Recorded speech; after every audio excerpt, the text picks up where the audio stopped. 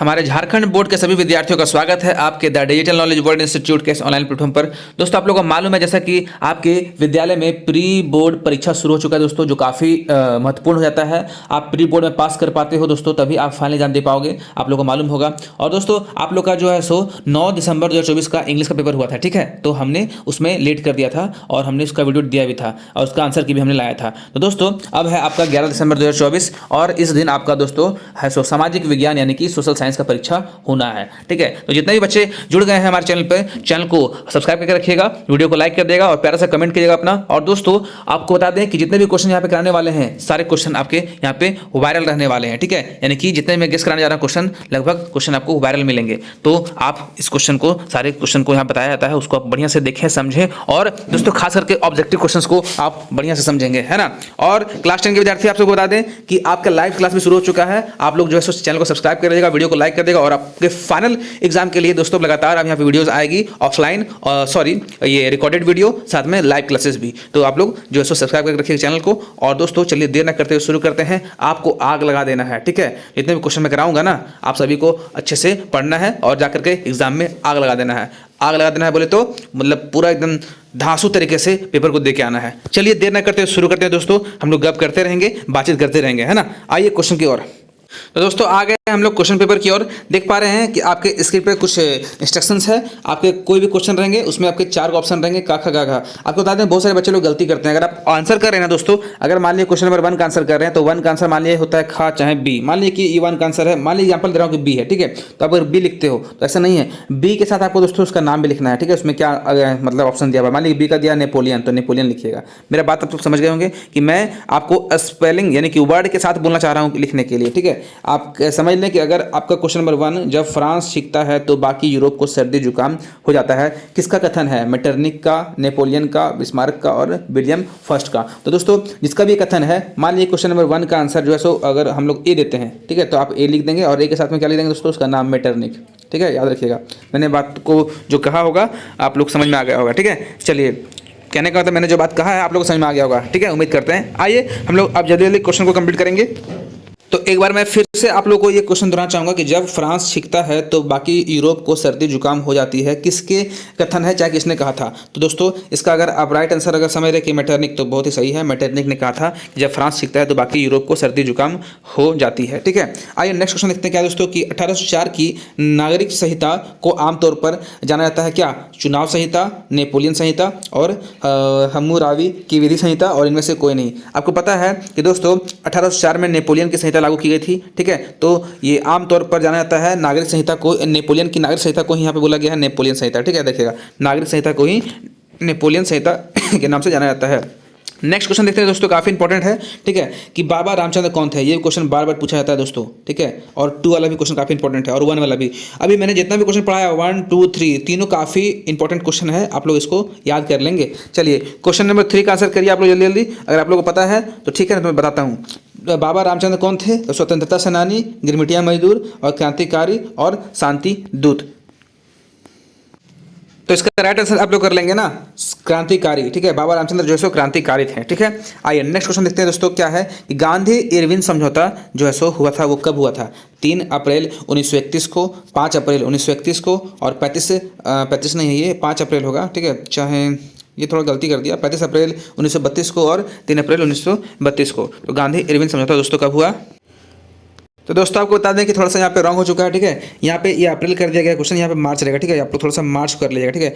3 मार्च 1931 को या फिर 5 मार्च 1931 को या फिर 35 मार्च 1931 को, सबको अप्रैल को आप मार्च कर दें, ठीक है। यानी गलती से यहाँ पे मिस्टेक किया हुआ है, ठीक है। और 3 मार्च 1931 को। आपको पता है कि गांधी इरविन समझौता कब हुआ था? तो दोस्तों 5 मार्च 1931 को, ठीक है। ऑप्शन नंबर बी हो जाएगा राइट, 5 मार्च 1931 याद रखिएगा, गांधी इरविन समझौता। नेक्स्ट क्वेश्चन देखते हैं क्या है, बंकिम चंद्र चट्टोपाध्याय द्वारा रचित वंदे मातरम गीत किस उपन्यास में से लिया गया है? ठीक है, देखिए बंकिम चंद्र चट्टोपाध्याय द्वारा रचित वंदे मातरम गीत किस उपन्यास से लिया गया है? तो आनंद मठ और दुर्गेश नंदिनी और मृगालिनी और कपाल कुंडलम। तो दोस्तों ये क्वेश्चन काफी इंपॉर्टेंट है, याद रखिएगा कि बंकिम चंद्र चट्टोपाध्याय द्वारा रचित वंदे मातरम गीत जो है सो ये आपका है सो उपन्यास से लिया गया है। उस उपन्यास का नाम है आनंद मठ, ठीक है, आनंद मठ से लिया गया है। नेक्स्ट क्वेश्चन देख रहे हैं क्या है कि ब्रिटेन वुड्स सम्मेलन यानी कि ब्रिटेन वुड्स समझौता संयुक्त राष्ट्र मौद्रिक एवं वित्तीय सम्मेलन कब हुआ? तो 1942 को, 1944 को, 1946 को, 1948 को। तो दोस्तों इसका राइट आंसर हो जाएगा ना 1944 को। ब्रिटेन वुड्स सम्मेलन दोस्तों 1944 को हुआ था। काफी इंपॉर्टेंट क्वेश्चन है दोस्तों, ये क्वेश्चन काफी इंपॉर्टेंट है, आप लोग याद रखिएगा, ठीक है। नेक्स्ट क्वेश्चन देख रहे हैं क्या है कि किस उद्योग मेसेम्पिनिंग, ठीक है, थोड़ा ये स्पेलिंग रॉन्ग कर रहा है, ठीक है, याद रखिएगा किस उद्योग में स्पिनिंग जेनी मशीन का इस्तेमाल शुरू हुआ? ये स्पिनिंग है, ठीक है, किस उद्योग में और स्पिनिंग को चिपका दिया इसलिए थोड़ा सा अजीब लग रहा है। किस उद्योग में स्पिनिंग जेनी मशीन का इस्तेमाल शुरू किया गया? सूती कपड़ा उद्योग, ऊनी उद्योग, लौह इस्पात उद्योग और जूट उद्योग यानी कि जूट उद्योग, बताएं। तो दोस्तों याद रखें आप लोग कि जो है सो सूती कपड़ा उद्योग जो है ना उसके लिए यह है सो स्पिनिंग जेनी मशीन का जो है सो दोस्तों काफ़ी बढ़ चढ़ कर इस्तेमाल किया गया था, जिसमें काफ़ी जो इंग्लैंड की महिलाओं ने था इसका बढ़ चढ़ कर विरोध किया था, आपको पता है ना। चलिए नेक्स्ट क्वेश्चन देखते हैं क्या है। किस समाचार पत्र ने वर्नक्यूलर प्रेस एक्ट से बचने के लिए रातों रात अपनी भाषा बदली? भारत मित्र, हरिजन और अमृत बाजार पत्रिका और हिंदुस्तान रिव्यू। तो दोस्तों इसका राइट आंसर हो जाएगा ना अमृत बाजार पत्रिका।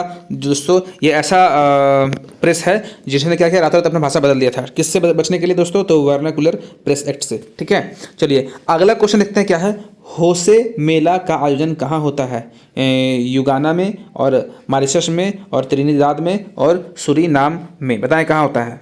तो आप लोग इसका राइट आंसर कर लेंगे ना त्रिनिदाद में दोस्तों होसे मेला का आयोजन होता है, ठीक है। चलिए अगला क्वेश्चन देख रहे हैं क्या है। भारत में केनाल कॉलोनी किस प्रांत में बनाई गई? ठीक है, भारत में केनाल कॉलोनी किस प्रांत में बनाई गई? तो उत्तर प्रदेश में, मध्य प्रदेश में, पंजाब में और राजस्थान में। तो इसका राइट आंसर हो जाएगा दोस्तों पंजाब, ठीक है। पंजाब में है सो केनाल कॉलोनी प्रांत जो पंजाब प्रांत में बनाया गया है, ठीक है, केनाल कॉलोनी।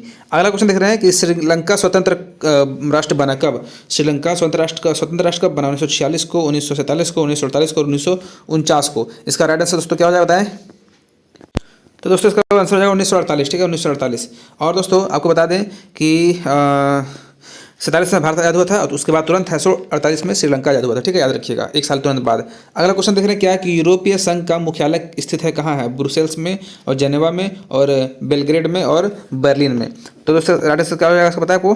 तो दोस्तों यूरोपीय संघ का मुख्यालय जो है ना वो बेल्जियम की राजधानी ब्रुसेल्स में स्थापित किया गया है, ठीक है, याद रखिएगा। चलिए अगला क्वेश्चन देख रहे हैं क्या है। संयुक्त राष्ट्र अमेरिका में किस प्रकार की शासन प्रणाली है? तो संसदीय, अध्याशात्मक और सैनिक और तानाशाही। तो इसका आप लोग राइट आंसर कर लेंगे ना, वो कर लेंगे ऑप्शन नंबर ए संसदीय। अगला क्वेश्चन देख रहे हैं क्या दोस्तों कि पंचायती राज को शक्तिशाली और प्रभावी बनाने के लिए संविधान में 73वां संशोधन कब किया गया है ना? तो ऑप्शन आपका पास दिया हुआ है 1959 में, 1969 में, 1992 में और 1996 में। तो इसका आप लोग राइट आंसर कर लेंगे ना 1992 यानी 1992 में, ठीक है। नेक्स्ट क्वेश्चन देख रहे हैं क्या है कि सामाजिक भेदभाव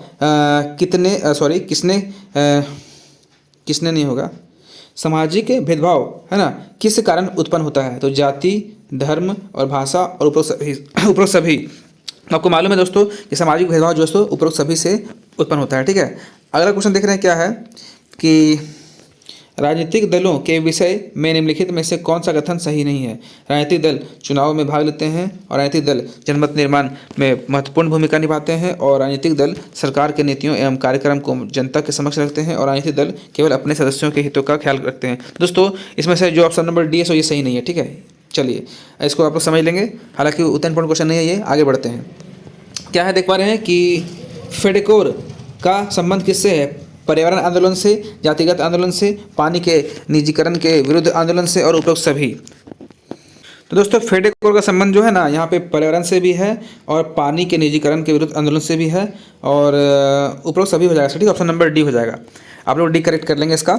चलिए नेक्स्ट क्वेश्चन देखते हैं क्या है कि स्माइल इज़ ब्यूटीफुल किसकी रचना है? स्माइल इज़ ब्यूटीफुल, नहीं स्माइल नहीं है जी, स्मॉल इज़ ब्यूटीफुल।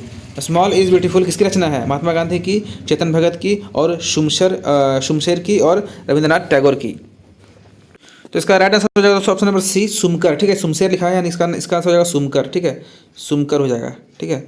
चलिए अगला क्वेश्चन देख रहे हैं क्या है, प्रोजेक्ट टाइगर कब आरंभ किया गया। दोस्तों ये बहुत ही इंपॉर्टेंट क्वेश्चन है, प्रोजेक्ट टाइगर। तो दोस्तों याद रखिएगा 1972 को प्रोजेक्ट टाइगर आरंभ किया गया था। ठीक है, अगला प्रश्न देख रहे हैं क्या है कि निम्न में से कौन जल दुर्लभता के कारण है। असमान वर्षा वितरण और तीव्र औद्योगिकरण और अधिक जनसंख्या और उपरोक्त सभी। तो दोस्तों पता है जल दुर्लभता का कारण दोस्तों सभी हो जाएगा। ठीक है, ऑप्शन नंबर डी राइट है। आइए देखते हैं नेक्स्ट क्वेश्चन क्या है कि निम्न में से कौन सी एक पेय फसल है। ठीक है, तो चावल है आपका और गन्ना है और चाय है और कपास है। क्या बोल रहा है, निम्न में से कोई एक पेय फसल है ना। तो आपको पता है पीने वाला फसल दोस्तों क्या है, चाय। चाय को हम लोग पीते हैं ना वो। चलिए अगला क्वेश्चन देख रहे हैं क्या है कि सबसे कठोरतम पदार्थ कौन सा है। तांबा, लोहा, हीरा एंड सोडियम। तो सबसे कठोरतम पदार्थ दोस्तों क्या हो जाएगा, ये सॉरी हीरा हो जाएगा। ठीक है, हीरा हो जाएगा। आइए नेक्स्ट क्वेश्चन देखते हैं क्या है कि जमशेदपुर में स्थित निजी क्षेत्र का लोहा इस्पात यानी कि लोहा इस्पात उद्योग कहाँ, लोहा इस्पात उद्योग का नाम क्या है। टिस्को और सेल और बाल्को और हेल। तो आपको पता है टिस्को इसका आंसर हो जाएगा। ठीक है, टिस्को जो है सो हमारा लोहा इस्पात जो है सो स्टील क्या नाम है, लोहा इस्पात उद्योग का नाम है। ठीक है, जमशेदपुर में स्थित है।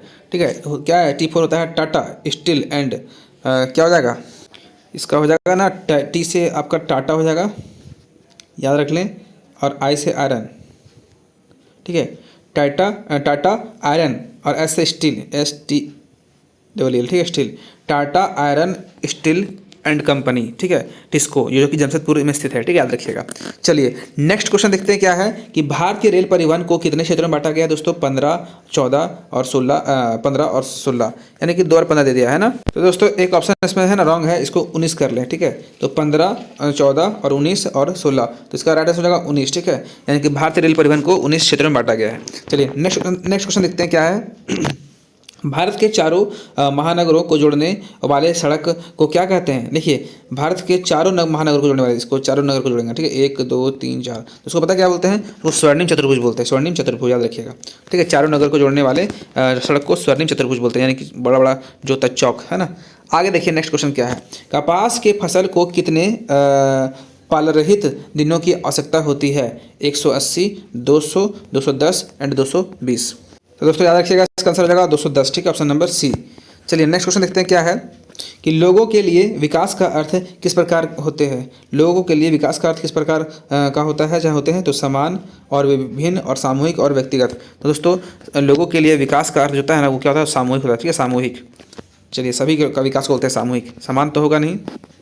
चलिए नेक्स्ट देखते हैं क्वेश्चन क्या है दोस्तों। नेक्स्ट क्वेश्चन देख रहे हैं कि किसी देश की कुल आय को उसकी कुल जनसंख्या से भाग देने पर हमें प्राप्त क्या होता है, तो प्रति व्यक्ति आय। आपको पता है, अच्छा प्रति व्यक्ति आय भी दिया हुआ है और औसत आय भी दिया हुआ है, यानी कि ए और बी दोनों हो जाएगा। ठीक है, ए और बी दोनों हो जाएगा, प्रति व्यक्ति आय और औसत आय। ठीक है, देश की कुल आबादी ऊपर रहेगा और नीचे क्या रहेगा उसका जनसंख्या, उसका देखो देश का यहाँ पे क्या हो जाएगा, देश की कुल आय यहाँ होगा और उसका जनसंख्या यहाँ पे होगा। ठीक है, जनसंख्या नीचे होगा, दोनों को भाग कर देंगे तो औसत आय और प्रति व्यक्ति आय पता चल जाएगा। Option number C is the right answer. Next question देख रहे हैं क्या है दोस्तों।